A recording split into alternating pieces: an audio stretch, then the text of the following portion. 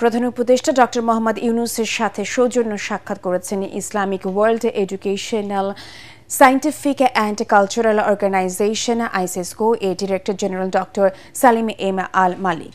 রাষ্ট্রীয় অতিথি ভবন যমুনায় এ সাক্ষাৎ করেন তিনি। এ সময় ডক্টর মালিক প্রফেসর ইউনূসের 3.0 তত্ত্ব, দারিদ্র্য, বেকার ও কার্বন মুক্ত বিশ্ব আইসিএসকোর কৌশলগত কাঠামোকে অন্তর্ভুক্ত করার প্রস্তাব দেন। এছাড়াও তিনি দেশের চলমান সংস্কার কার্যক্রমের প্রতি পূর্ণ সমর্থন ব্যক্ত করেন এবং শিক্ষা, যুব উন্নয়ন ও টেকসই উদ্যোক্তা গঠনে আইসিএসকোর ভূমিকা তুলে ধরেন।